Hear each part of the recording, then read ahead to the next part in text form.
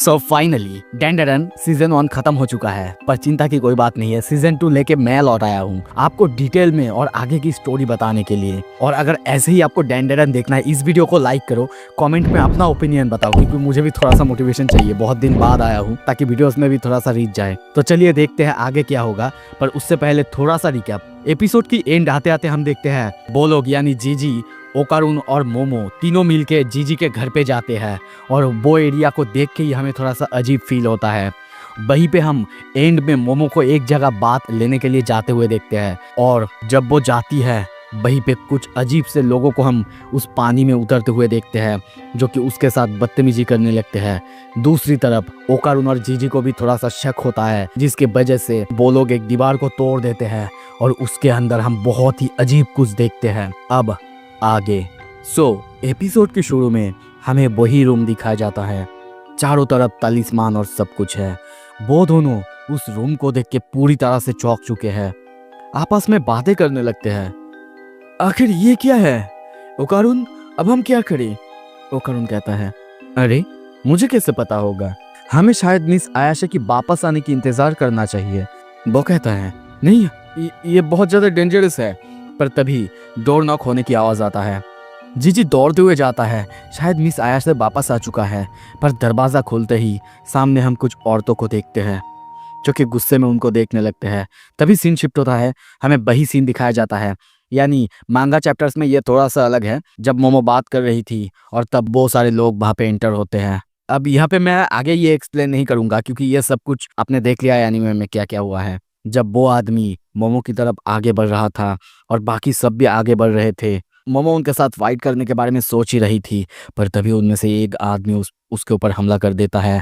मोमो सोचती है, नहीं मैं कुछ नहीं कर सकती, मैं बहुत लाइट वेट हूँ। पर तभी मोमो के पीछे से कुछ आता है, जो कि उस आदमी के ऊपर आके अटैक करता है। उन सबको कुछ भी समझ में नहीं आ रहा था कि आखिर वहां पे क्या हो रहा है। सब लोग डर जाते हैं, पर वहां पे सब कुछ टूटने फूटने लगता है। जितने भी सारे दीवारें थे वो सब कुछ धीरे धीरे नीचे आने लगते हैं, यानी गिरने लगते हैं। मोमो को भी कुछ भी समझ में नहीं आ रहा था, वो भी भागने की कोशिश करती है। पर तभी पीछे से फिर से वही आदमी आता है, उसका पैर पकड़ लेता है और क्रीपी नज़रों से उसे देखने लगता है। पर फिर सामने देख के डर जाता है, भागने लगता है। मोमो जब देखता है कि एक दीवार उसके ऊपर गिरने वाला था, पर वो दीवार की एक दरवाजे की वजह से मोमो तो बच जाती है, पर वो आदमी उस दीवार के नीचे आ जाती है। और तब मोमो सामने देखती है एक रेनबो और बहुत खूबसूरत नज़ारा। आवाज़ आता है, बहुत अच्छा व्यू है ना? कभी कभी ऐसा बात लेना अच्छी बात होती है। आई एम श्योर मैं कभी कभी बहुत लकी होती हूँ, सच में। वहीं पे हम ग्रैनी को देखते हैं। मोमो देख के चौंकती है, टर्बो ग्रैनी तुम यहाँ पे क्या कर रही हो? वो कहती है, डोंट अंडर एस्टिमेट मी। मैंने तुम लोगों की बात सुन ली थी जब सीको कह रही थी जीजी के एड्रेस के बारे में, और तब मैं बैग में छुप गई थी।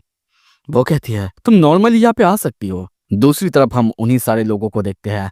उन लोगों को कुछ भी समझ में नहीं आ रहा था कि यहाँ पे आखिर क्या हुआ है। पर तभी देखते हैं वहाँ पे कुछ पुलिस वाले आते हैं, जो कि उनको पकड़ने ही वाले थे। वो लोग कहने लगते हैं, अरे ये तो कीटो फैमिली है, ये फिर से सबको ट्रबल दे रहे हैं। पर तभी पुलिस वाले को देख के वो सब भागने लगते हैं। कुछ पुलिस वाले उनके पीछे भी जाने लगते हैं। मोमो उन सबको देख के गुस्सा करने लगती है। कुछ देर बाद हम देखते हैं मोमो और ग्रैनी आ रहे थे। मोमो ग्रैनी को बचाने के लिए थैंक यू कहती है, पर ग्रैनी कहती है, क्या? मैंने क्या किया? मैंने तुम्हें बचाया? नहीं, बिल्कुल नहीं। पर लगता है कि कभी कभी ये बेसल ये कुछ अजीब सी हरकतें करने लगता है। वैसे तुमने जीजी की हाउस को देखा है क्या?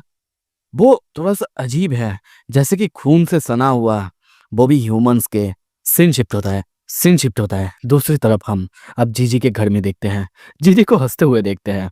तभी हम किसी की बातें सुनते हैं। आपस में वो लोग गॉसिप करने लगते हैं, और तभी उन्हीं सारे औरतों को देखते हैं जो कि जीजी के घर पे आए थे।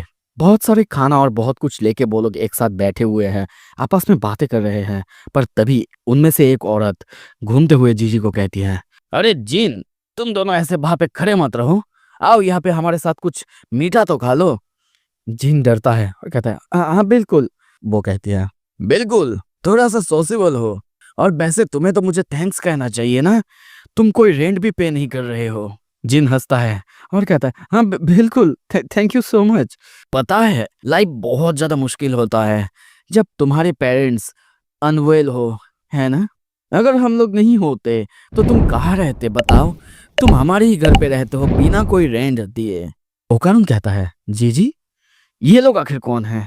जिन कहता है, ये घर रेंटल है और ये यही का लैंडलॉर्ड है।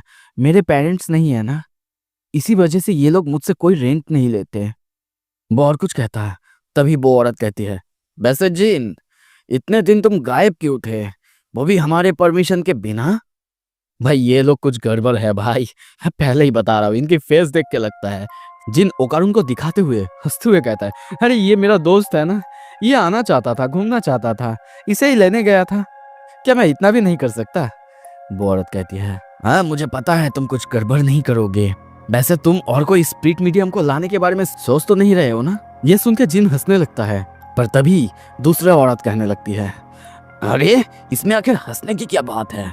हाँ, यहाँ पे कोई भूत भूत नहीं है, ऐसे हमारे प्रॉपर्टी को बदनाम मत करो। जिन ओकारुन को दिखाते हुए कहता है, क्या आपको इसे देख के लगता है कि ये बंदा ये स्प्रिट मीडियम है? बिल्कुल नहीं। पर तभी एक औरत बंदूक निकाल के उनकी तरफ एम करते हुए कहता है, तुम्हें पता है मेरे पास हंटर्स लाइसेंस है, और कभी अब अगर मैं शिकार करने जाऊंगी और मेरे सामने सुअर की जगह अगर कोई इंसान आ जाएंगे तो तुम्हें क्या लगता है क्या होगा? वो लोग कुछ और करते, तभी वहां पे एक पुलिस ऑफिसर आता है और कहता है, हेलो देयर, क्या मेज फैला के रखे हैं आप लोग, क्या हो रहा है यहाँ पे? तभी उसी ऑफिसर के पीछे हम उन्हीं सारे आदमियों को देखते हैं जिन्होंने मोमो को परेशान किया था। तभी एक बंदा कहता है, अगर ऑफिसर शुरू नहीं होते तो आज हम लोग बहुत ज्यादा मुश्किल में पड़ने वाले थे। पीछे से और एक बंदा कहता है, हाँ बिल्कुल, वो जगह पता नहीं कैसे अचानक गिर गया, हमें कोई और जगह ढूंढना होगा। वो पुलिस वाला कहता है, हाँ वैसे भी अगर तुम लोग और ज्यादा कुछ करते ना, मैं और कुछ नहीं कर सकता था, उसके बाद तुम लोगों के लिए ये सब कुछ इजी नहीं होते। वो औरत कहती है, व्हाट द हेल, आखिर इस बार तुम लोगों ने क्या किया है? वो बंदा कहता है, ये हमारा सीक्रेट है माँ, आपके लिए बिल्कुल नहीं है। और तभी वो जीन के पास आता है और कहता है, ए देयर जीन, वैसे तुम कहाँ चले गए थे? वो अपने दोस्त के बारे में कहता है, पर वो बंदा कहता है, तुम तो झूठ बोल रहे हो, तुम्हें पता है हम सबको झूठे लोग बिल्कुल पसंद नहीं है। वैसे ये कौन है? ओकारुन डर जाता है। जी कहता है, अरे ये मेरा एक बहुत अच्छा दोस्त है, बस वो आना चाहता था। पर वो बंदा उसे शक की नजर से देखता है और कहता है, क्या? ओके मुझे बताओ, जीन का फेवरेट सॉकर टीम क्या है? ओकारुन कहता है, हाँ क्या? वो बंदा कहता है, अगर सच में तुम जिन के इतने अच्छे दोस्त हो तो तुम्हें ये पता होना चाहिए, है ना? जिन कुछ कहने की कोशिश करता पर वो जिन को चुप करा देता है। ओकारुन डर जाता है, वो उसकी तरफ देखने लगता है, पर जिन भी कुछ कह नहीं पाता। वो बंदा उसके पास आता है, घूरने लगता है, पर तभी वो कहता है, वो जेन जर्मन। सब कोई चौंक जाते हैं। तभी वो बंदा हंसता है और कहता है, ओह तो तुम सच में उसकी अच्छी दोस्त हो? जिन बहुत ज्यादा हैरान होके ओकारुन की तरफ देखता है, इशारा करता है कि उसे कैसे पता। ओकारुन फोटो की तरफ दिखाता है जहाँ पे पोस्टर लगा हुआ था। तभी वही औरत पूछती है, वैसे तुम लोगों के साथ एक लड़की भी आई थी ना, वो कब वापस आएगी? जिन कहता है, अरे लड़की, क्या मतलब है आपका? पर वो औरत गुस्से में कहती है, ये सच है ना? पर तुमने हमसे झूठ कहा। सीन शिफ्ट होता है, हम मोमो को देखते हैं। वो किसी एक जगह पे बैठी हुई है। उसके सामने एक आदमी को हम देखते हैं, वो किसी तरह का व्यायाम कर रहा है। मोमो सोचती है ये वही श्राइन है जहाँ पे ये लोग सुचिनो को, स्नेक मॉन्स्टर को पूजते हैं। तभी वो बंदा उसकी तरफ देखता है, बताओ क्या मैं कोई मदद कर सकता हूँ? वो कहती है उसी स्नेक के बारे में जिसको कि सब लोग पूछते थे। वो बंदा उसको पीछे आने के लिए कहता है और तभी दिखाने के लिए दरवाज़ा खोलता। मोमो कहती है, क्या तुम बस इसे मुझे ऐसे ही दिखा दोगे? वो कहता है, हाँ मैं क्या कर सकता हूँ, ऐसा तो नहीं कि इससे मैं कोई पैसे कमा रहा हूँ। कुछ देर बाद मोमो के सामने स्नेक के आई एम सॉरी, इसे क्या कहते हैं आप प्लीज़ कहना, उसे देखते हैं, जिसे देख के मोमो बहुत ज़्यादा डिसअपॉइंट हुई है और कहती है, क्या ये नहीं लगता कि सुचिनो को स्नेक है? वो बंदा कहता है, हाँ मैं भी एग्री करता हूँ, लोगों के हिसाब से वो बहुत बड़ा था, जैसे कि एक ड्रैगन आसमान से उड़ता है, उसके बाद रेनबो। लोग उसे पूछते थे ताकि वो गुस्सा ना हो, क्योंकि जब वो गुस्सा होता था तब वो ग्रेट वोल्केनो वो फट पड़ता था। यहाँ तक कि लोग बच्चों को भी सेक्रीफाइस करा करते थे ताकि उसके भूख को शांत कर सके। और इन्हीं सब की वजह से लगभग 200 सालों से यहाँ पे कोई भी वोल्केनो इरप्ट नहीं हुआ है। वैसे तुम जो अपने आंखों के सामने देख रही हो ना, ये लगता है कोई अम्बिलिकल कॉर्ड है, पर ये शायद उसी ग्रेट सर्पेंट का स्किन है जिसे कि अब हम पूछते हैं। वैसे मेरे पापा कहा करते थे अगर हम इसे एक मिस्टिकल बीस्ट कहेंगे तो टूरिस्ट यहाँ पे आएंगे, और इसी वजह से तुम्हारे जैसे लोग यहाँ पे आते रहते हैं। कुछ देर बाद ये सारे बातें सुनने के बाद मोमो वहाँ से चली जाती है और सोचती है तो यहाँ पे कोई भी सुचिनो को स्नेक नहीं है, वो करुण शायद बहुत ज़्यादा डिसअपॉइंट होगा। और कुछ देर बाद यही सोचते सोचते वो आखिरकार जीजी के घर पे चली आती है। आके दरवाज़ा खोलते ही कहती है, मैं घर आ चुकी हूँ, वैसे कोई घोस्ट या फिर कोई गॉब्लिन्स तुम्हें दिखा? पर वो सामने देख के चौंक जाती है। सामने हम उन्हीं लोगों को देखते हैं जिन्होंने की मार मार के मोमो और जीजी की हालत खराब करके रखी है। वही लेडी कहती है, एट लास्ट हमारे लिए जितने भी ऑफरिंग्स थे वो आ चुके हैं, क्या कहते हो? तो फिर फेस्टिवल को शुरू किया जाए। हम वहीं पे जीजी और ओकारुन की हालत खराब देखते हैं। मोमो बहुत शौक होके देखने लगती है। एपिसोड के शुरू में हम मोमो को शौक होके उन सबको देखते हुए देखते हैं। वो ओकारुन और जीजी की हालत देखती है, वो कितना खराब है, उनका कितना ज़्यादा खून बह चुका है, और ये देख के वो और सह नहीं पाती। और तभी गुस्से में वो एक कीटो फैमिली के मेंबर को लात मार देती है। उसके किक की वजह से वो बंदा बहुत दूर जाके गिरता है। तभी वो अपना पावर्स का इस्तेमाल करने लगती है और एक बंदा जो कि उस पर हमला करने आ रहा था उसको पकड़ती है और उसके मुंह पे एक जोरदार नी किक मारती है। वो बंदा दर्द से चीखने लगता है। तभी देखते हैं बाकी जो मेंबर्स थे वो भी उस पर हमला करने के लिए दौड़ने लगते हैं। वो देखती है और अपनी पावर्स का इस्तेमाल करके उनके ऊपर एक छोटे से टेबल को फेंक के मारती है, जिससे उनकी हालत बहुत बहुत ज़्यादा ख़राब हो जाता है। वो फिर से उनको मारने लगती है, जाके उनकी बॉल्स पे मारने लगती है। वो मार ही रही थी तभी पीछे से एक बंदा आता है और उसे बहुत खतरनाक तरीके से पकड़ता है और एक जोरदार हेडबट मारता है, जिसकी वजह से मोमो की हालत ख़राब हो जाता है। दर्द से वो चीखने लगती है। वो बेहोश हो ही रही थी, अपने आप को छुड़ाने की कोशिश करती है, पर वो समझ जाती है कि वो अपने आप को छुड़ा नहीं पाएगी। पर तभी देखते हैं वहाँ पे टर्बो ग्रैनी अपनी पावर्स का इस्तेमाल करती है, जिसके वजह से वो बंदा दूर जाके गिरता है। टर्बो ग्रैनी गुस्से में कहती है, मैं अच्छी तरह से सो रहा था आराम से, और कौन मुझे ऐसे स्क्विश कर रहा था। मोमो टर्बो ग्रैनी को बचाने के लिए थैंक्स कहती है और मदद करने के लिए कहती है, पर टर्बो ग्रैनी पूछती है ये लोग आखिर कौन है? मोमो कहती है, क्या मुझे नहीं पता। तभी देखते हैं बाकी मेंबर्स यानी औरतें जो थे वो भी उस पर हमला करने के लिए तैयार होते हैं, और बाकी जो मेंबर्स यानी मर्द थे वो उसे शांत होने के लिए कहते हैं। मोमो उनके ऊपर चिल्लाते हुए कहती है, कौन हो तुम लोग, और मुझसे दूर रहो, इस घर से दूर रहो। पर तभी वो और कुछ करती, वही औरत यानी ओल्ड लेडी उसे आके जोरदार किक करती है, जिसके वजह से मोमो बहुत दूर जाके गिरती है। पर वो उठते हुए अपने पावर्स का इस्तेमाल करते हुए उस पर टेबल फेंक के मारती है, पर वो औरत उस टेबल को आसानी से डॉज कर लेती है। ये देख के मोमो चौंक जाती है, पर तभी वो लेडी फिर से उस पर कुछ ब्रूस ली की तरह कराटे मूव करती है, जिसकी वजह से मोमो बहुत दूर जाके गिरती है। यहाँ तक कि वही दीवार जिसको कि ओकारुन और जीजी ने तोड़ा था, उस दीवार को तोड़ते हुए उस रूम के अंदर चली जाती है। अब डरते हुए मोमो सामने देखते हुए कहती है, ये लेडी ये आखिर कौन है? ग्रैनी कहती है, वैसे ये लेडी बहुत ज़्यादा टफ है। दूसरी तरफ उस फैमिली के मेंबर्स भी उसे कहने लगते हैं, अब सच में हमारे घर के सबसे ताकतवर औरत है। अब मोमो कहती है, ये तो बुढ़ी है, ये कैसे इतना ताकतवर है? टर्बो ग्रैनी ये सुन के कहती है, हाँ, जैसे कि तुम्हारे घर पे कोई ऐसा बुढ़ी है ही नहीं। तभी देखते हैं वही औरत को बाहर के एक बंदा आके कहता है, माँ देखिए, अब हवा में चीजें उड़ रही है और एक बोलता हुआ बिल्ली। हे बच्चा, तुम आखिर हो कौन? तभी वो औरत कहने लगती है, तुम्हें देख के नहीं लगता कि तुम एक स्पिरिट मीडियम हो, पर तुम हमें इंटरफेयर करने आई हो, हमारे फेस्टिवल को इंटरफेयर कर रही हो। इसका मतलब तुम हमारी विलेज को डिस्ट्रॉय करने आई हो।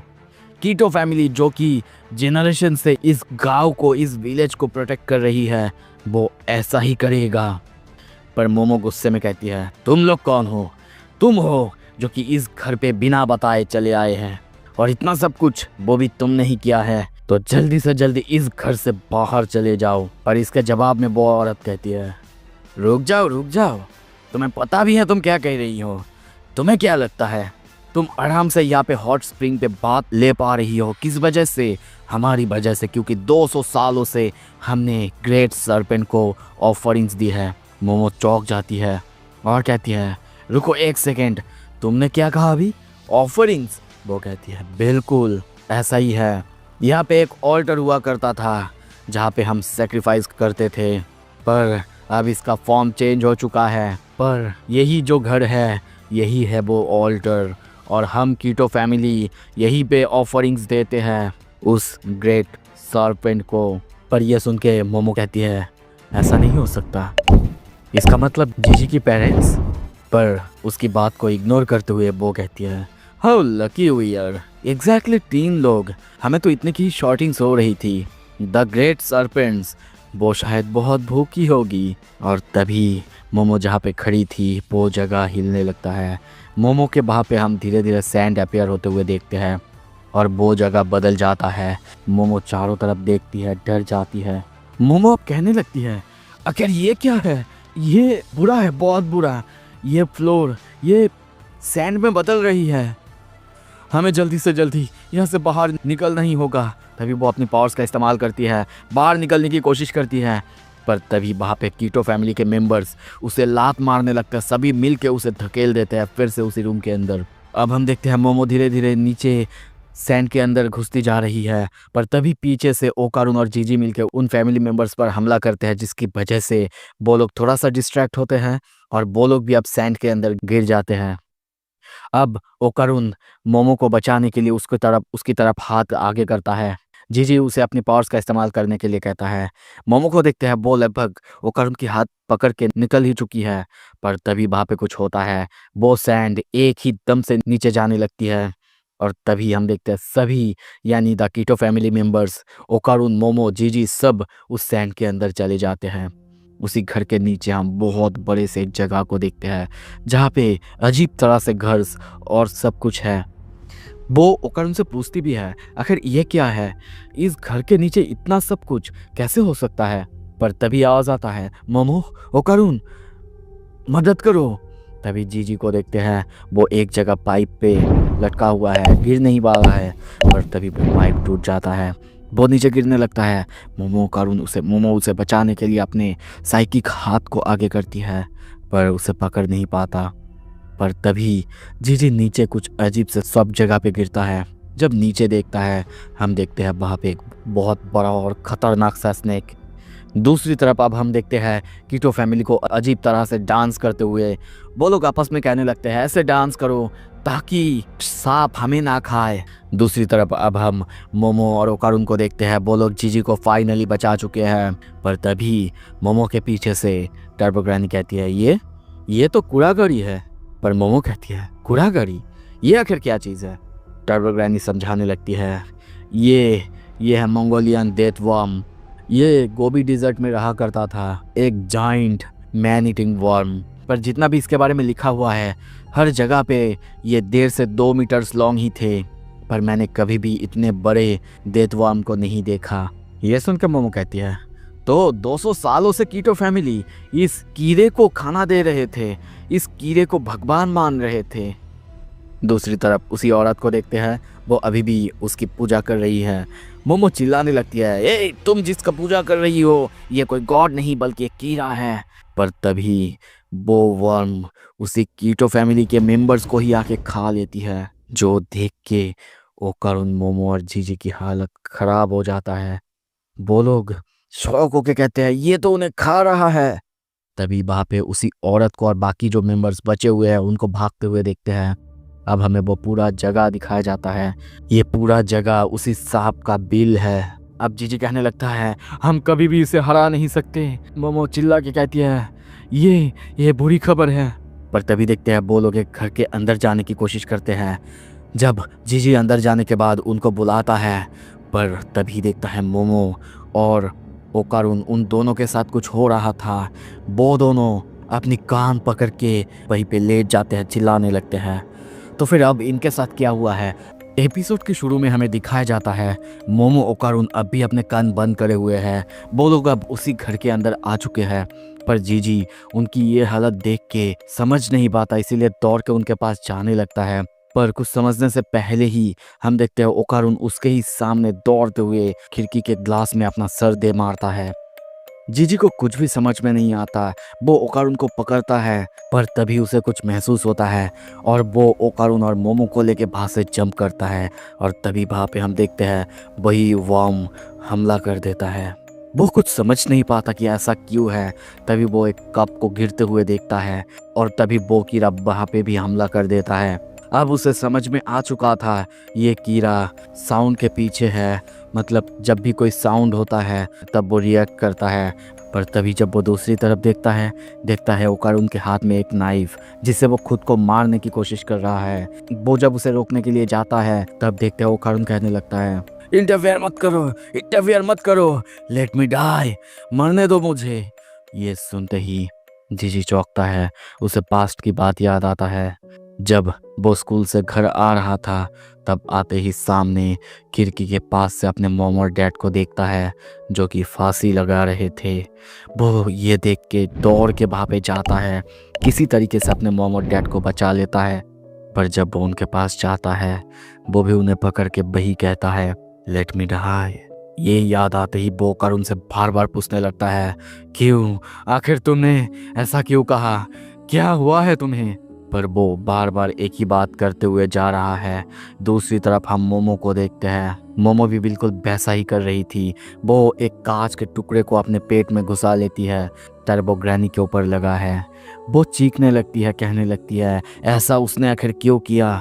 और जीजी जब ये देखता है वो उसे शुक्रिया कहता है और हेल्प करने के लिए कहता है। और टर्बो ग्रैनी तब उसे उन दोनों को बांधने के लिए कहती है। और टर्बो ग्रैनी के कहने से हम देखते हैं वो उन दोनों को वहीं पे बांध देता है और टर्बो ग्रैनी से पूछने लगता है कि क्या हुआ है, आखिर यहाँ पे क्या चल रहा है। और तब वो समझाती है ये जो वर्म है ये साइकिक वेव्स को सेंड कर रही है, जिसके वजह से इसका असर जिस पे भी होता है वो खुद को मार लेते हैं। पर ये सब सुन के वो कहता है तो फिर अगर ये उसकी ही गलती है तो फिर मैं क्यों? पर टर्बो ग्रैनी कहती है क्या तुमने अब तक नोटिस नहीं किया है? और तभी हम कुछ कांच के टुकड़े को उस तरफ आते हुए देखते हैं और तभी वो सारे कांच के टुकड़े उस पर हमला कर देते हैं, जो कि शायद मोमो की वेब्स की वजह से ही है, जिसकी वजह से जीजी की हालत खराब हो जाता है। एक कांच का टुकड़ा उसके हाथ के आर पार हो जाता है, दूसरा उसकी आंखों के भावे लगता है। वो नीचे गिर जाता है जब सामने देखता है वही कीड़ा जो कि उन दोनों पर हमला करने के लिए आ रहा था। तभी दूसरी तरफ वो देखता है मोमो अब खुद को मारने ही वाली है और उसने अपनी वेव से टर्बो ग्रैनी को भी रोक के रखा है। ओकारुन की हालत भी बहुत ख़राब है। वो अभी ये सब देख के अपनी आंखें बंद कर लेता है। तभी देखते हैं बहुत ही तेज़ी से वो उन सबको किसी तरीके से पकड़ के वहाँ से ले जाने लगता है, दौड़ने लगता है। दूसरी तरफ पीछे पीछे वो वर्म हमला करने लगता है। वो अब उन दोनों को बाहर ले आता है, पर तभी देखते हैं वो फिसल के सीढ़ियों से नीचे गिर जाता है और ऊपर मोमो ओकारुन वो भी गिरने वाले थे, पर किसी तरीके से वो उन दोनों को बचा लेता है। पर तभी उनके सामने वो वर्म जो कि उन सबको खाने ही वाला था। अब जीजी अपने आँख बंद कर लेता है, पर तभी जब आँख खोलता है देखता है कि उसके सामने वही मॉन्स्टर जिसे कि वो सपने में देखता था। कुछ देर बाद हम देखते हैं वो मॉन्स्टर वो वर्म दोनों आमने सामने। जीजी उसे देखते हुए कहता है ये तुम हो?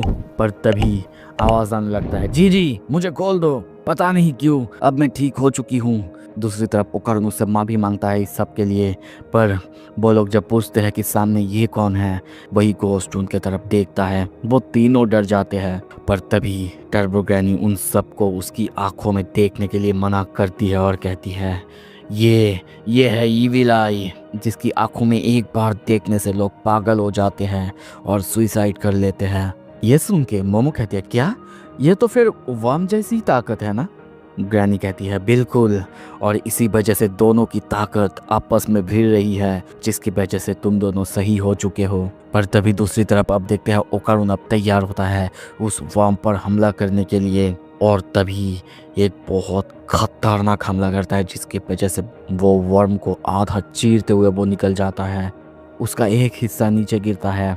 मोमो कहती है अब चलो फाइनली हम जीत चुके हैं।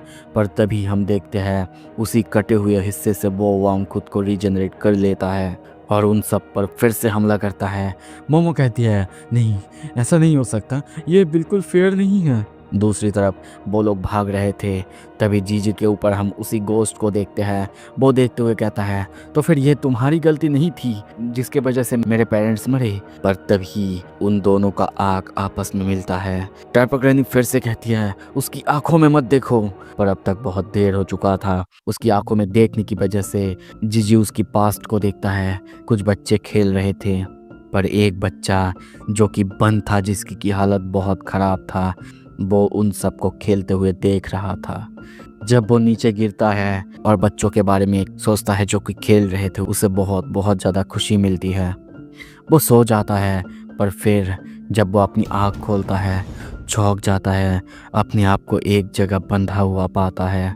कुछ लोग उसे लेके कुछ रिचुअल्स कर रहे थे और तभी खौलता हुआ लावा उसके ऊपर आके गिरने लगता है और वो मरने से पहले सोचता है बस एक बार मैं खेलना चाहता हूँ दूसरे बच्चों के साथ, बस एक बार।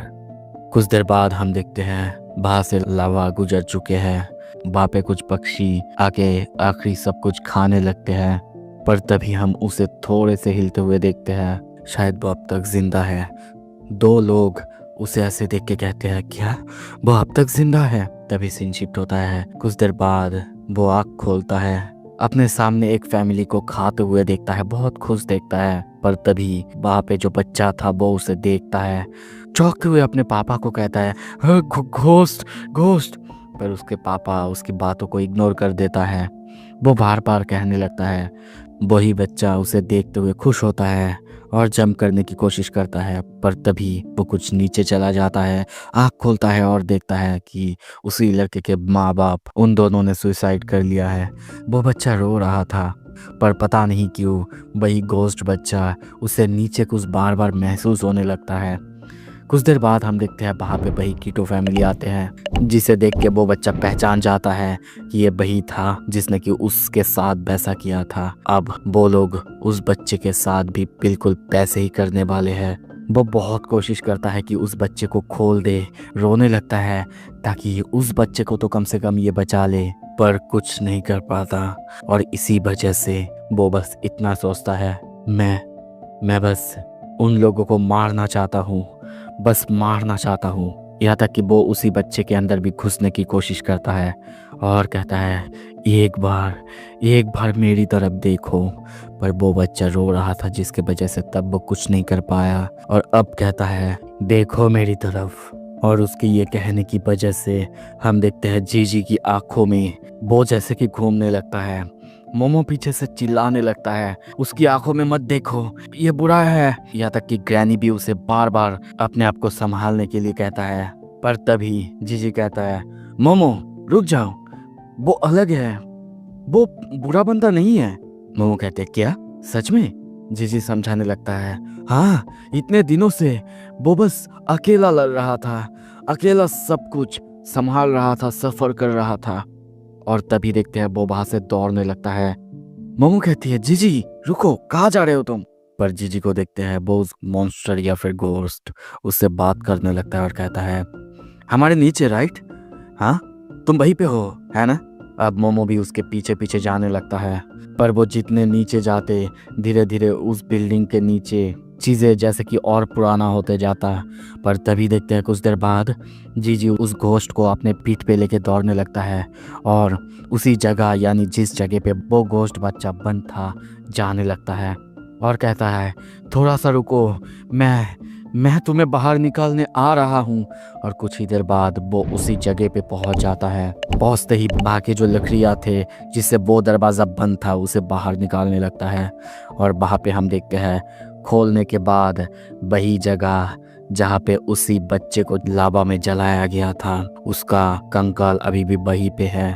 मोमो भी अब उसके पीछे पीछे वहीं पे आ चुकी थी और कहती है व्हाट द हेल, आखिर क्या प्रॉब्लम है तुम्हारे साथ और ये जगह कैसी जगह है? पर जीजी अब उसकी बात बिना सुने आगे बढ़ रहा था और उसी बच्चे के बारे में सोच रहा था। सो तुम इतने समय तक यहाँ पे बंद थे और अब तक तुम मुझे प्रोटेक्ट कर रहे थे। पर तभी मोमो के पीछे से ग्रैनी उसे रुकने के लिए कहती है कि उसके साथ सिंपैथाइज मत करो। ये योकाई ये बस इंसानों को मैनिपुलेट करती है कि वो अपने आप को मार डाले। पर जीजी उसे रोकते हुए कहता है तुम गलत हो, वो बस हमारी तरह है। पर ग्रैनी बार बार कहने लगती है नहीं, बिल्कुल नहीं, वो हमारी तरह नहीं है, तुम नहीं समझ रहे हो। मोमो अब उन दोनों को ही रोकने के लिए कहता है। तभी हम उसी मॉन्स्टर यानी वर्म को देखते हैं जो कि पूरे जगह पे फैला हुआ है। तभी कुछ खतरनाक अटैक करता है जिससे उन सबको खतरनाक बिजली का झटका लगता है। वो सब नीचे गिरते हैं पर तभी कुछ अजीब होता है। मोमो उठने की कोशिश करती है पर नीचे कुछ स्टिकी टाइप का था। हम देखते हैं वो मॉन्स्टर अपने मुंह से कुछ ग्लू टाइप का निकालता है जिसकी वजह से वो लोग वहीं पे अटक चुके थे। अब मोमो ग्रैनी से हेल्प मांगती है और कहती है तुम तो लकी चार्म हो ना। पर ग्रैनी चिल्लाती और कहती है मैं एक लकी चार्म हूँ, ये दुश्मनों पर भी काम कर सकता है। मोमो अब चिल्लाने लगती है और कहती है आखिर ये ओकारुन वो कहाँ पे है। हम ओकारुन को किसी एक जगह पे देखते हैं। वो कहता है मेरा पूरा बॉडी नम हो चुका है, मैं हिल नहीं सकता। तभी देखते हैं मोमो अब अपनी पावर्स का इस्तेमाल करती है, निकलने की कोशिश करती है और जीजी को बुलाती है। पर जब वो पीछे देखती है जीजी वहीं पे बैठा हुआ है पर वो होश में नहीं है। हम जीजी को देखते हैं, वो अब किसी ऐसे स्टेट में है जहाँ पे वो उसी जगह पे उसी बच्चे को देख पा रहा था। वो बच्चा भी उसकी तरफ देखता है। जीजी उसकी तरफ देखते हुए कहता है आई एम सॉरी कि मेरे मन में अब तक तुम्हारे लिए सिर्फ हेट था। मैं डर रहा था शायद ये सब कुछ तुम्हारी गलती है, पर तुम ही थे हमेशा। पर वो बच्चा उसकी तरफ देखते हुए कहता है मैं खेलना चाहता हूँ एक साथ। ये सुन के जीजी वहीं पे बैठ जाता है और कहता है ओह ओके, अब चलो एक साथ खेलते हैं। वैसे तुम क्या खेलना चाहते हो? हम लोग एक साथ बहुत कुछ खेलेंगे, बहुत कुछ। मैं तुम्हारे साथ हैंग आउट करूंगा जितना कि तुम चाहते हो। पर ये सुनते ही वो बच्चा क्रीपी स्माइल देता है और कहता है तुमने ये कह दिया। और तभी कुछ अजीब होता है। वो हम देखते हैं जीजी की बॉडी में घुसने लगता है। जीजी दर्द से चीखने लगता है। अब ग्रैनी चिल्लाने लगता है ये इडियट, मैंने इसे वार्न किया था कि ऐसे इविल आई के ऊपर कभी भी भरोसा मत करना। पर तभी फिर से उन सबको इलेक्ट्रिक शॉक लगता है जो कि वही वर्म मॉन्स्टर ने दिया था और फिर से वो ग्लू छोड़ता है जिसकी वजह से मोमो और जीजी सब वहीं पे अटक जाते हैं। अब वो मॉन्स्टर उनको खाने के लिए आगे बढ़ ही रहा था। मोमो डरते हुए आँख बंद कर लेती है। पर तभी कुछ अजीब होता है। जीजी को देखते हैं, वो उसी वर्म को एक खतरनाक पंच करता है, एकदम जमीन में गाड़ देता है और उसके साथ एक खतरनाक किक उसको मारता है जिससे उस मॉन्स्टर की हालत खराब हो जाता है। वो जगह जैसे कि तहस नहस हो जाता है। मोमो बस ये सब कुछ देखने लगता है। अब आवाज आता है एट लॉन्ग लास्ट ये मेरा है ये बॉडी, अब इसके साथ मैं इंसानों को मारूंगा।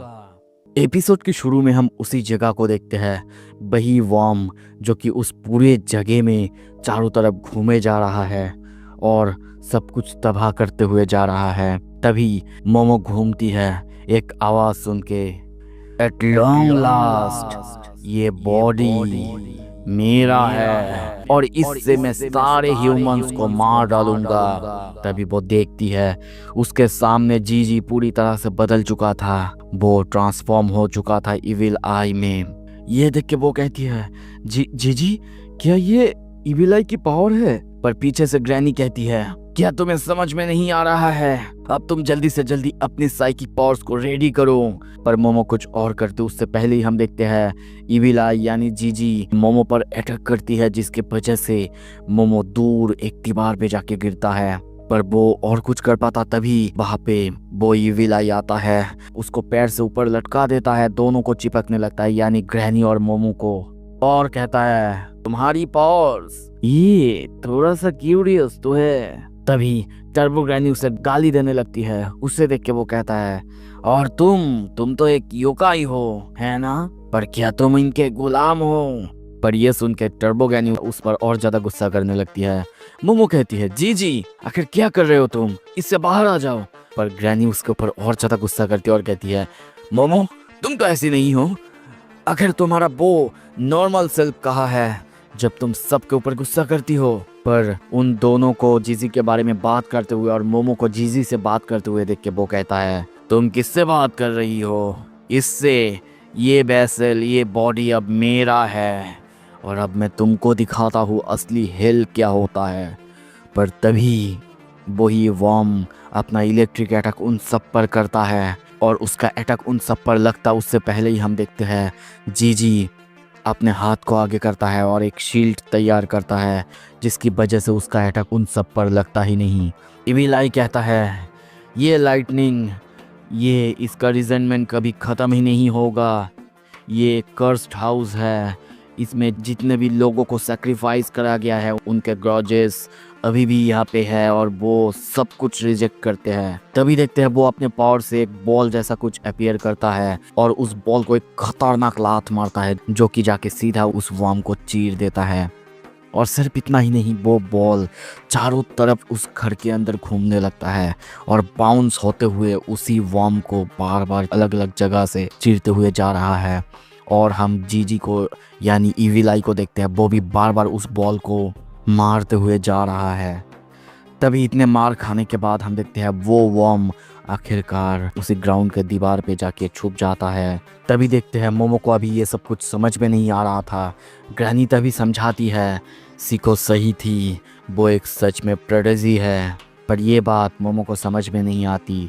इसी वजह से ग्रैनी कहती है लोग जिनके पास की स्पिरिचुअल पावर्स होते हैं और जिनके पावर एक्सट्रीमली रेयर होते हैं, साथ में वो एथलेटिक भी है, और इसी वजह से अगर मैं भी होती तो मैं भी उसे ही अपने वैसल के रूप में चुनती। मोमो कहती है नो वे, पर जीजी जब एलिमेंट्री स्कूल में था तब तो वो ऐसा नहीं था। ग्रैनी समझाती है बिल्कुल, जब किसी की स्पिरिचुअल पावर्स जागते हैं वो अलग अलग हो सकती है, तुम भी तो कुछ ही दिन पहले अवेकन हुई हो, है ना? और तभी बिलाई को देखते हुए कहती है prepare for the worst momo, वो अब हमारे साइड पे नहीं है। और तभी देखते हैं इविल आई अपने उसी बॉल को जोर से किक करता है।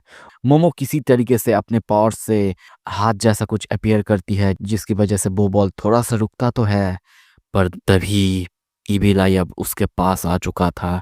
वो उसे जोर से एक पंच करता है जिसकी वजह से मोमो बहुत बहुत दूर जाके गिरती है। और तभी जब वो सामने देखती है कि इविल आई अपने उसी बॉल को जोर से किक करने वाला था, वो डर जाती है। पर तभी हम देखते हैं वहाँ पे ओकारुन आ जाता है अपने ट्रांसफॉर्म हुए रूप में और वो आके उसे रोकता है, जो देख के खुद जीजी यानी इविल आई चौंक चुका है। मोमो चिल्लाती है ओकारुन। अब ओकारुन गुस्से में कहता है तुमने मोमो चैन को हिट किया है, अब तुम मुझसे बच नहीं सकते। पर तभी इविलाई उसके ऊपर फिर से किक करता है जिसकी वजह से हम देखते हैं ओकारुन नीचे जाके गिरता है। इविलाई तभी उसी बॉल से वहां पे अटैक करता है, पर तभी ओकारुन मोमो को वहां से लेके भागने लगता है, जो देख के इविलाई कहता है तुम ह्यूमंस को बचा रहे हो जबकि तुम एक योकाई हो। पर ओकारुन बस उसे देखते हुए वही कहता है तुम मुझसे भाग नहीं सकते यू सन ऑफ ए विच, पर अभी के लिए मुझे जाना होगा। और तभी वो वहां से भागने लगता है। दूसरी तरफ वो बॉल से ही विलाई उन दोनों के ऊपर अटैक करने लगता है। मोमो उसे बचाने के लिए थैंक यू कहती है। ओकारुन कहता है मोमो हम लोग बहुत मुश्किल में पड़ने वाले हैं, वहां पे देखो। और तभी देखता है जिस दीवार पे वो वर्म घुस गया था वहीं से कुछ बाहर निकलने लगता है। मोमो पूछती भी है ये आखिर क्या है। ओकारुन समझाता है ये मंगोलियन डेथ वर्म, वो अपने इलेक्ट्रिक शॉक अटैक के लिए जाने जाते हैं और उसके बाद वो वेनम को फैला सकते हैं जो कि उनके विक्टिम्स को वीक करते हैं। और इसी वजह से अगर हम यहाँ से जल्दी ना भागे तो खतरा हमारे लिए बहुत ज़्यादा होगा। पर तभी हम देखते हैं बहुत सारे टूटे हुए घर के ऊपर, बहुत ऊपर है बाहर जाने का रास्ता। ये देख के मोमो चिल्लाती है और कहती है, बाहर जाने का रास्ता तो बहुत बहुत दूर है, हम उस तक पहुंच भी नहीं सकते। वैसे मुझे तुम ये बताओ, उस वर्म का वीकनेस आखिर वो क्या है? ओकारुन समझाता है, सनलाइट। अंडरग्राउंड में जितने भी बैक्टीरिया या फिर वर्म्स जो रहते हैं, सूरज की रोशनी में आते ही उसकी अल्ट्रावायलेट रेस की वजह से मर जाते हैं या फिर बहुत कमजोर हो जाते हैं। मोमो चिल्लाती है, तो फिर हम उसे बाहर कैसे लाएंगे? वो बहुत बहुत ज्यादा टेंशन लेने लगती है। पर तभी ओकारुन ऊपर देखते हुए कहता है, मोमो तुम बाहर जा सकती हो, अगर सिर्फ तुम जाओगी तो। पर मोमो अकेला जाने के लिए बिल्कुल रेडी नहीं था। पर ओकारुन समझाता है, उनके पास टाइम नहीं है, अगर वो बाहर जाएगी तो फिर वो उनको मदद कर सकती है। पर मोमो उसको और जीजी को छोड़ के नहीं जाना चाहती। पर अब ओकारुन उससे कहता है, मैं जीजी को हैंडल कर लूंगा, सो प्लीज मिस आयाशे आप बाहर जाओ और हमारी मदद करो। ये सुन के मोमो को थोड़ा सा कॉन्फिडेंस मिलता है, जिसकी वजह से तभी वो उसका हाथ पकड़ती है। जो देख के ओकारुन चौंकता है और कहता है, आई प्रॉमिस मैं तुम्हें बचा के रहूंगी, तो तुम जीजी का ख्याल रखना। मोमो भी प्रॉमिस करता है, बिल्कुल। तभी देखते हैं मोमो एक सोफे के ऊपर बैठती है और नीचे ओकारुन अपने पैर से उसे फेंकने के लिए तैयार था। जब मोमो पूछती है वो लोग ऐसा कैसे करने वाले हैं, ओकारुन कहता है कि वो उसे पैर से जितना हो सके उतनी ताकत लगा के ऊपर फेंकेगा और उसके बाद फिर मोमो उस सोफे के सहारे अपने पावर्स के मदद से ऊपर चली जाएगी। पर मोमो बहुत ज्यादा डर जाती है, ऐसा कैसे हो सकता है? पर तभी देखते हैं ओकारुन उसे काउंटिंग करने के बाद ऊपर लॉन्च करता है। मोमो बहुत ज्यादा डर जाता है और कुछ ही देर बाद हम देखते हैं ऊपर जाते ही वो खुद को उस सोफे से लॉन्च करती है, जिसकी वजह से किसी तरीके से वो उस हॉल से बाहर ऊपर चली आती है। ओकारुन मोमो सब कोई खुश होता है। पर तभी आवाज आता है, ढूंढ लिया। ओकारुन के सामने इवेलाई को देखते हैं। वो कहता है, तुम्हें खुश होना चाहिए, मेरे हाथों सबसे पहले तुम ही मरोगे। पर ओकारुन तभी ट्रांसफॉर्म हो जाता है और कहता है, मुझे लगा मैंने तुम्हें कहा था तुम मेरे रास्ते में मत आना। दूसरी तरफ ऊपर मोमो को देखते हैं, वो रस्सी को ढूंढने लगती है चारों तरफ, पर वो उसे कहीं भी नहीं मिल रहा था, जिसकी वजह से वो कुछ कर्टेन्स को इकट्ठा करती है और एक रोप जैसा बनाती है और नीचे फेंकती है। पर वो बहुत बहुत शॉर्ट था। वो बहुत ज्यादा टेंशन लेने लगती है कि अब वो क्या करेगी, कहाँ ढूंढेगी रस्सी। तभी उसे याद आता है सुइसाइड। और तभी देखते हैं चारों तरफ से पेपर्स और सब कुछ इकट्ठा करती है और तभी गैस जलाती है। और तभी हम देखते हैं वो उस पूरे घर को जला चुकी है और अब चीखने लगती है, प्लीज कोई फायर डिपार्टमेंट को कॉल करो, प्लीज प्लीज। तभी हम देखते हैं दूर से फायर डिपार्टमेंट गाड़ी वो आ रहा था। वो घूमते हुए कहती है, होल्ड ऑन ओकारुन, मैं तुम्हें जल्दी बचाने वाली हूँ। सो अब आगे क्या होगा? एपिसोड के शुरू में हम उसी घर को तबाह होते हुए देखते हैं। वहीं पे इविलाई और ओकारुन को आमने सामने फाइट करते हुए देखते हैं। जीजी अपने उसी बॉल को जोरदार किक मारता है, जो कि चारों तरफ बाउंस करते हुए उस घर को, उस जगह को तबाह करने लगता है। पर हम ओकारुन को भी देखते हैं, वो भी अपने पैरों की मदद से अलग अलग जगह पे बार बार जंप करने लगता है, भागने लगता है। तभी हम देखते हैं इविलाई का एक खतरनाक पंच, जो कि उसे लग नहीं वाला था, पर वो किसी तरीके से उस पंच से अपने आप को बचा लेता है। पर वो पंच इतना ज्यादा खतरनाक था, उसकी वजह से वो दीवार ही टूट जाता है। ओकारुन भी उसे किक मारने की कोशिश करता, पर तभी वो बॉल आके उसे लगता है, जिसकी वजह से वो सीधा जमीन पे जाके गिरता है। उसका हालत खराब हो जाता है। पर ये मौका देख के हम देखते हैं इविलाई उस पर पंच मारने जाता है। जब वो ये देखता है, किसी तरीके से अपने आप को फिर से बचा लेता है। उसका हालत हम देखते हैं बहुत ज़्यादा खराब हो चुका था, उसके मुंह से खून निकल रहा था। इविलाई कहता है, जैसे तुम बाउंस कर रहे हो, मुझसे भाग रहे हो, ये सच में बहुत अनोइंग है, पर इट्स फाइन। मैं अपने गेम को सीरियसली लेता हूँ और अपने बॉडी को फुल तरीके से यूज करना पसंद करता हूँ। पर तभी उसे कुछ अजीब फील होता है। वो ऊपर देखता है कि उसी वर्म का पॉइजन चारों तरफ फैल रहा था, जिसके वजह से उसका ये वेसल यानी जीजी वो कमज़ोर पड़ रहा था। और तभी वो कहता है, ये बहुत अनफॉर्चुनेट है, पर लगता है कि हमें यहीं पे रुकना होगा। तभी वो अपने बॉल को ओकारुन के आसपास मारता है और तभी वहाँ पे एक घर जैसा कुछ क्रिएट होता है जिसके अंदर ओकारुन फंस जाता है। वो बार बार कोशिश करता है निकलने की, पर वो किसी भी तरीके से अपने फुल ताकत लगा के भी निकल नहीं पा रहा है। इविलाई कहता है तुम कभी भी निकल नहीं पाओगे, ये कर्स हाउस है। और तभी देखते हैं वो उस घर के अंदर आता है और कहता है आई एम होम। और तभी वो ओकारुन पर खतरनाक पंच मारता है जिससे ओकारुन की ट्रांसफॉर्मेशन ही पूरी तरह से बदल जाता है। वो बेहोश होने ही वाला था। ये देख के इविलाई हंसते हुए कहता है हाँ, तुम और तुम्हारे बाद वो लड़की की बारी। मैं उसके उस फेयर स्किन को टॉर्चर करने वाला हूँ। तभी देखते हो ओकारुन उसके चेहरे को पकड़ता है और वो ये देख के पूरी तरह से चौंकता है। ओकारुन कहता है स्टॉप टॉकिंग ऑलरेडी। तुमने 3 चीज़ें गलत की है जो कि तुम्हें कभी करना नहीं चाहिए था। सबसे पहले तुमने मोमो चैन को हर्ट किया, उसके बाद तुमने मेरे दोस्त जीजी को बदल दिया। जीजी जो कि कभी भी मोमो चैन को हर्ट नहीं करता, कभी भी नहीं। वापस करो मुझे, मेरे प्यारे दोस्त को वापस करो।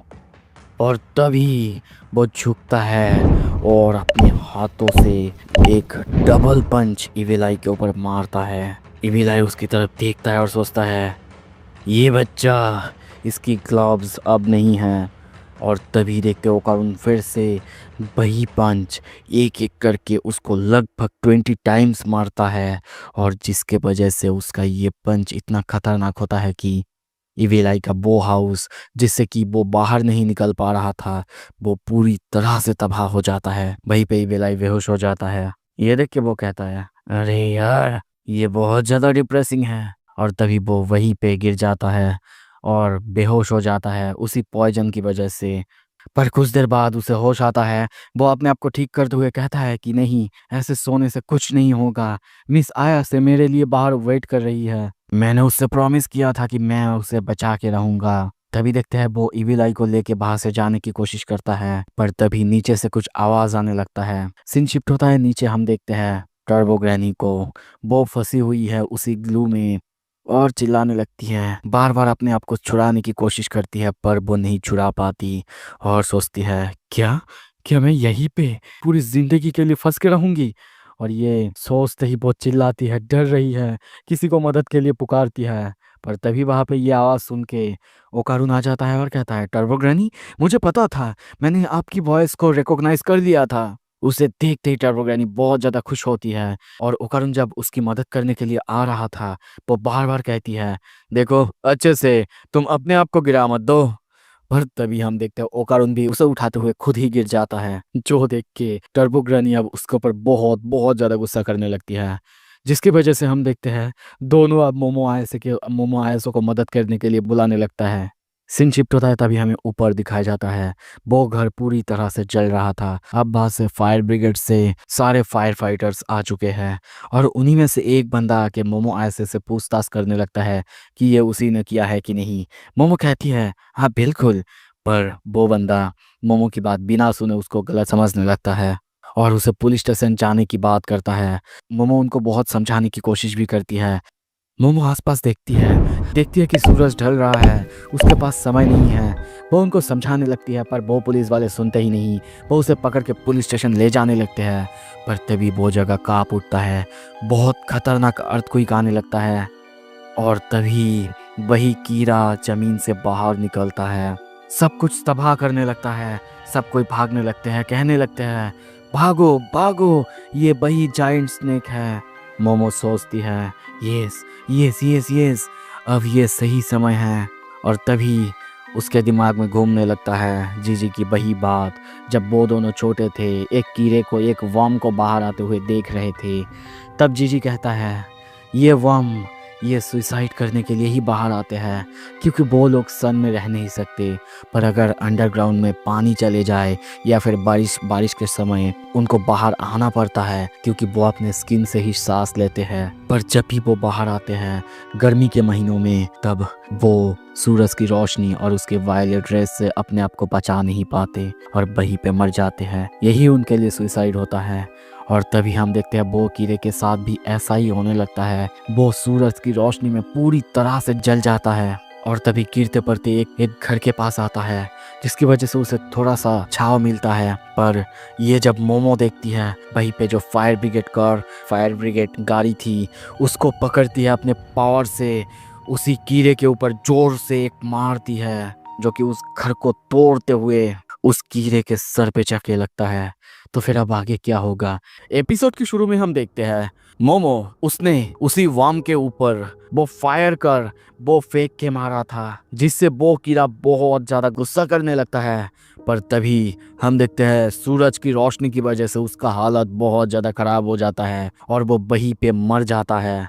अब देखते हैं मोमो डरते हुए उसके सामने उसे बोलने लगता है, क्या ये मर चुकी है? अब आ जाओ, मेरी तरफ आ जाओ यार।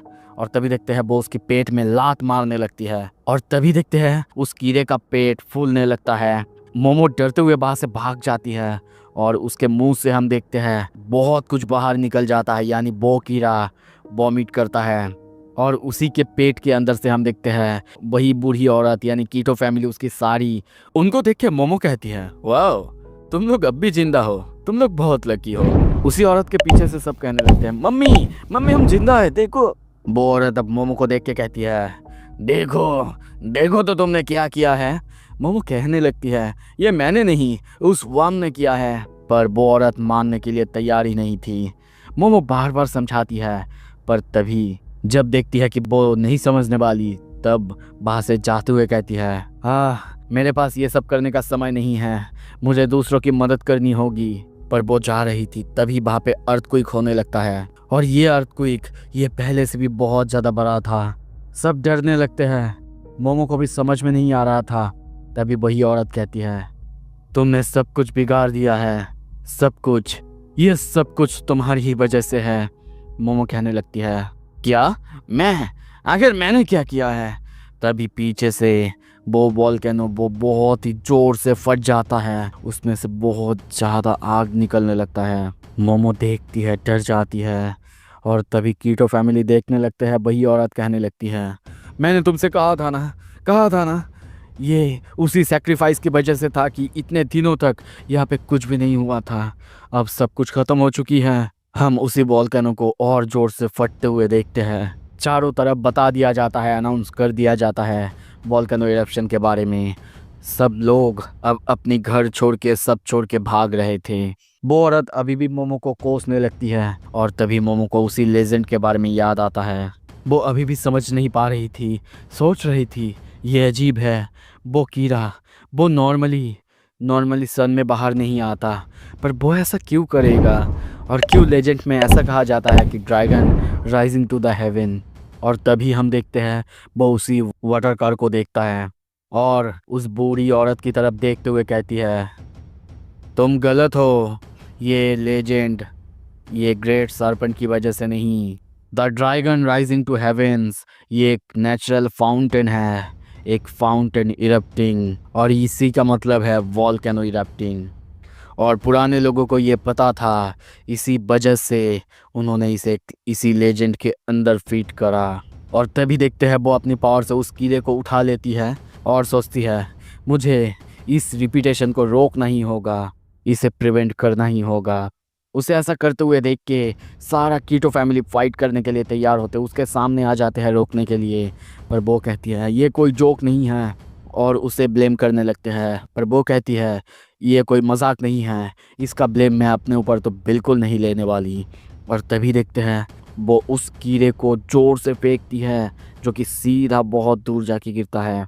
वो भी अब उसी तरफ दौड़ने लगती है, उसके पीछे पीछे कीटो फैमिली वो भी दौड़ने लगते हैं और चिल्लाने लगते हैं, तुम ऐसा ग्रेट सर्पेंट के साथ कैसे कर सकती हो? उस कीड़े का हम मुंह बंद ही देखते हैं और तभी देखते हैं अब मोमो उस कीड़े को लेके भागने लगती है, जो देख के कीटो फैमिली से बहुत चिल्लाने लगती है, द ग्रेट सर्पेंट, ये कोई खिलौना नहीं है कि तुम इसे लेके कहीं भी ऐसे जा रही हो। पर तभी देखते हैं मोमो उसी वॉल्केनो के पास एक जगह जहाँ से नेचुरल फाउंटेन आ रहा था, उस जगह पहुंच के उस कीड़े को वहीं पे जोर से मारती है, जिसे हम देखते हैं वो कीड़ा वो एक ट्यूब की तरह काम करने लगता है, उसके अंदर पानी आने लगता है। और तभी देखते हैं वो फिर से दौड़ने लगती है, और उसी के साथ साथ हम उसी कीड़े के बॉडी के अंदर वो पानी जाते हुए देखते हैं। और तभी देखते हैं वो फाइनली कीड़े के मुंह के पास पहुंच जाती है, और जो सारा पानी उस कीड़े के अंदर से आ रहा था वो सब कुछ सामने से निकलने लगता है। हम देखते हैं वो सारा पानी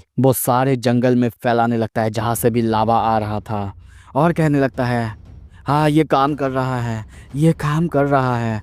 हम देखते हैं उसी कीड़े के मुंह से बहुत जोर से पानी बहने लगता है, और वो पानी मोमो अपनी पावर की मदद से चारों तरफ फैलाने लगती है जिस तरफ भी लावा आ रहा था, और कहने लगती है ये वर्म सच में एक बहुत अच्छा स्टाफ है, पर अब मैं क्या करूं, पूरे एरिया में वाइल्ड फायर फैल चुकी है, और ये फॉरेस्ट फायर ये तो मैग्मा से भी बहुत बहुत ज़्यादा डरावनी है। पर वो और कुछ करती तभी देखते हैं वही औरत आके उसे बहुत खतरनाक एक लात मारती है, जिससे वो बहुत दूर जाके गिरती है, और वो कहती है हम लोग तुम्हें ऐसा करने बिल्कुल नहीं देंगे, वो भी द ग्रेट सर्पेंट के साथ। वो पीछे देखते हुए कहती है क्यों, आखिर तुम लोग ऐसा क्यों कर रहे हो, मैं तो लावा को रोकने की कोशिश कर रहा था, मेरे रास्ते में तुम लोग क्यों आ रहे हो। वो कहती है हम लोग हैं जो कि इस लैंड को प्रोटेक्ट करते हुए आ रहे थे, बाहर वाले अपने मुंह बंद ही रखे। और तभी वो सब उसे मारने के लिए दौड़ने लगते हैं, पर तभी देखते हैं वहाँ पे वही बंदा आता है जिससे मिलने के लिए मोमो गया था। वो उनके सामने आ जाता है, एक बंदे को जोरदार लात मारता है। मोमो कुछ समझ नहीं पाती, पूछती है कि वो कौन है और क्यों यहाँ पे है। पर वो बंदा कहता है ओह डियर, मैंने रियलाइज ही नहीं करा था, तुम मेरे मास्टर के ग्रैंड डॉटर हो, माफ़ करना मुझे। ये सुन के मोमो कहती है क्या, तुम तो वही प्रीस्ट हो ना जो कि बुट्यूबर बनना चाहता है। वो बंदा कहता है एक हफ्ते पहले मास्टर का कॉल आया था कि 3 बच्चे आएंगे, उन पर नज़र रखना, पर मैं समझ नहीं पाया था, उन्होंने इतना ही कहा था। मोमो कहती है मास्टर, नो वे। तभी देखते हैं वो औरत कहती है यू शिटी प्रीस्ट, मैं कभी भी तुम्हें पसंद नहीं करती थी। पर तभी वो मोमो को कहता है तुम जाओ यहाँ से, इन लोगों को मेरे ऊपर छोड़ दो। पर तभी देखते हैं ये सुन के मोमो भागती है, और तभी वो वर्म से जितना भी पानी आ रहा था वो उस वॉल्केनो के ऊपर और चारों तरफ फेंक रही थी, और सोच रही थी कि ये वर्म सडनली कोलैप्स ना करे। पर तभी देखते हैं वो वर्म बीच से पूरी तरह से फट जाता है, और जब वो पीछे देखती है देखते हैं कि वो वर्म धीरे धीरे पूरी जगह से अलग अलग हो जाता है, और कुछ ही देर बाद पूरी तरह से फट जाता है। उसका सारा मलबा सब कुछ उन लोगों के ऊपर गिरने लगता है।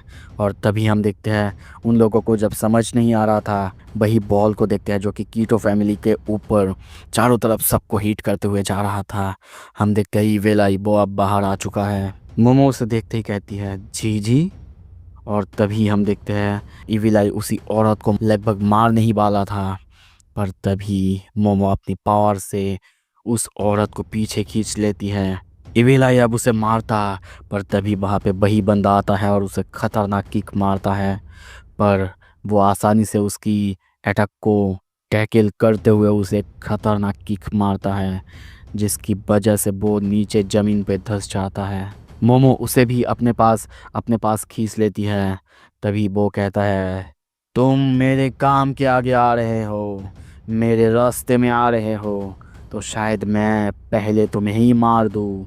पर मोमो कहती है नहीं, तुम कभी किसी को नहीं मारोगे, मैं नहीं चाहता जीजी एक मर्डरर हो। और ओकारुन वो लोग आखिर कहाँ है, तुमने उनके साथ क्या किया है। इविलाई कहता है मैं बस वो बात करूँगा जो कि मुझे करना है, जिसके बारे में मुझे बात करना है, मैं भूखा हूँ। तभी देखते हैं वो प्रीस्ट पीछे से कहता है मुझे विश्वास नहीं हो रहा है, इस बंदे के सामने मैं कुछ भी नहीं हूँ। दूसरी तरफ वो औरत अब उन दोनों को ब्लेम करने लगती है। मोमो कहती है शट द हेल ऑफ, ये इन सब का समय नहीं है, दूसरी तरफ इविल आई उन सब की तरफ दौड़ने लगता है फाइट करने के लिए। मोमोबो, प्रीस्ट और बोर तीनों तैयार होते हैं फाइट करने के लिए। सो अब आगे क्या होगा एपिसोड के शुरू में। I don't ever slow up, no I don't take shit. I got no love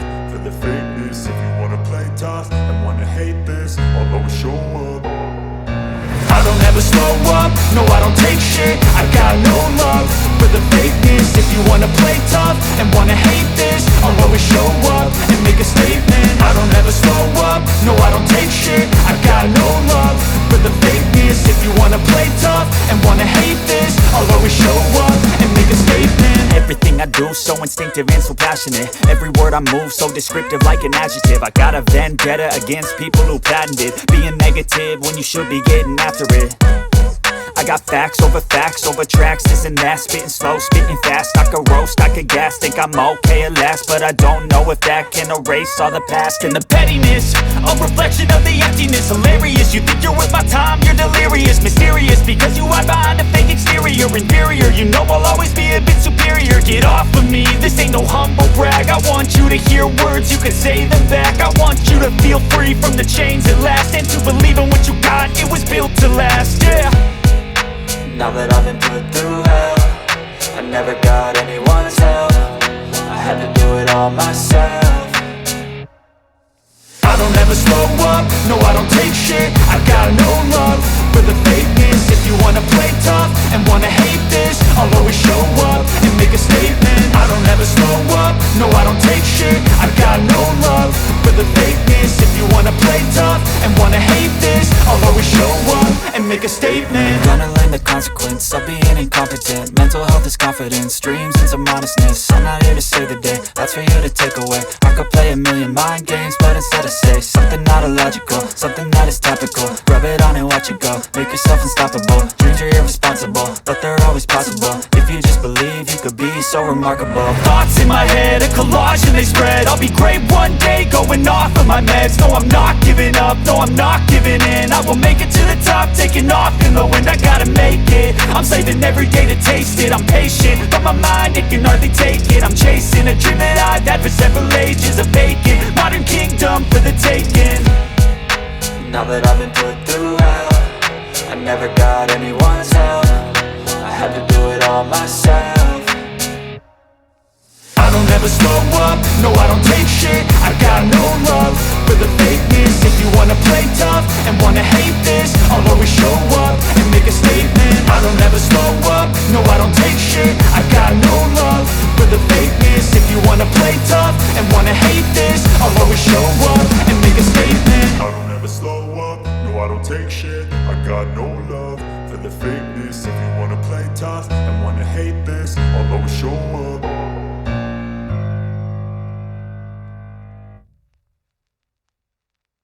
I don't ever slow up, no I don't take shit. I got no love for the fakeness. If you wanna play tough and wanna hate this, I'll always show up.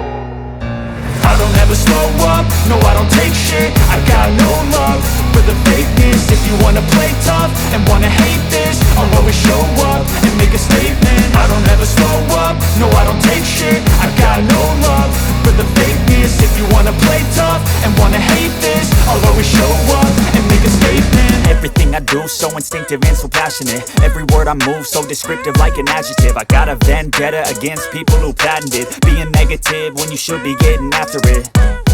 I got facts over tracks, this and that. Spitting slow, spitting fast. I could roast, I could gas. Think I'm okay at last, but I don't know if that can erase all the past. And the pettiness, a reflection of the emptiness. Hilarious, you think you're worth my time, you're delirious. Mysterious, because you hide behind a fake exterior. Inferior, you know I'll always be a bit superior. Get off of me, this ain't no humble brag. I want you to hear words, you can say them back. I want you to feel free from the chains at last, and to believe in what you got, it was built to last, yeah.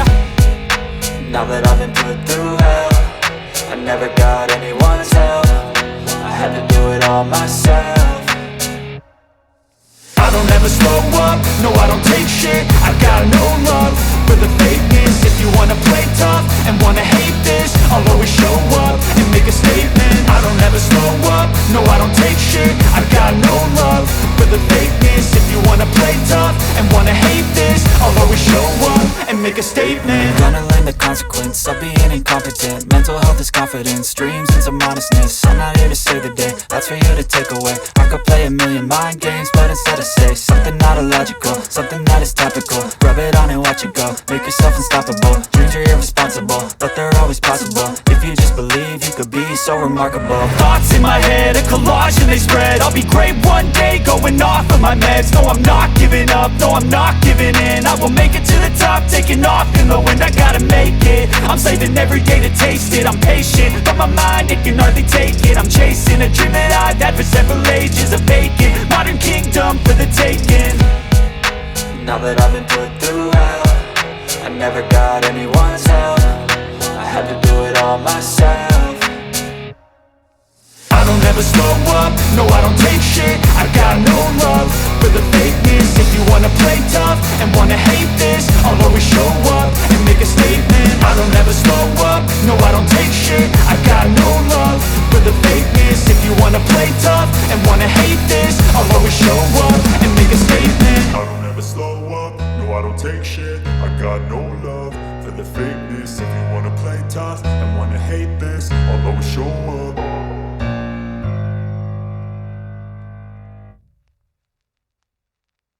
I don't ever slow up, no I don't take shit. I got no love for the fakeness. If you wanna play tough and wanna hate this, I'll always show up. I don't ever slow up, no I don't take shit. I got no love for the fakeness. If you wanna play tough and wanna hate this, I'll always show up and make a statement. I don't ever slow up, no I don't take shit. I got no love for the fakeness. If you wanna play tough and wanna hate this, I'll always show up and make a statement. Everything I do so instinctive and so passionate. Every word I move so descriptive like an adjective. I got a vendetta against people who patented being negative when you should be getting after it.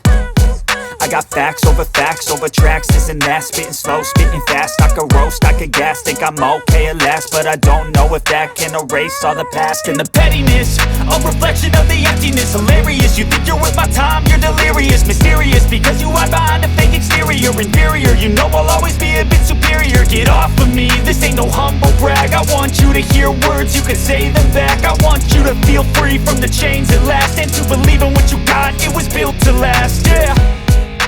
Now that I've been put through hell, I never got anyone's help. I had to do it all myself.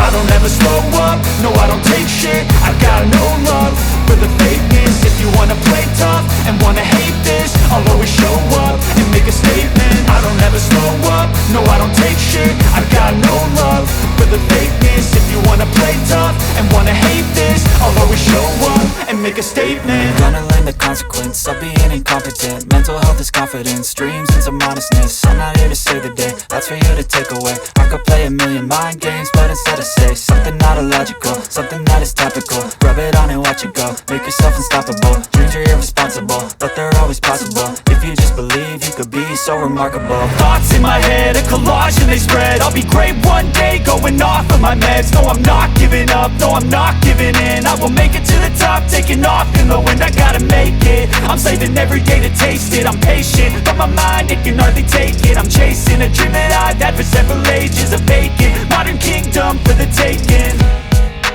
Now that I've been put through hell, I never got anyone's help. I had to do it all myself. I don't ever slow up, no I don't take shit. I got no love for the fakeness. If you wanna play tough and wanna hate this, I'll always show up and make a statement. I don't ever slow up, no I don't take shit. I got no love for the fakeness. If you wanna play tough and wanna hate this, I'll always show up and make a statement. I don't ever slow up, no I don't take shit. I got no love for the fakeness. If you wanna play tough and wanna hate this, I'll always show up.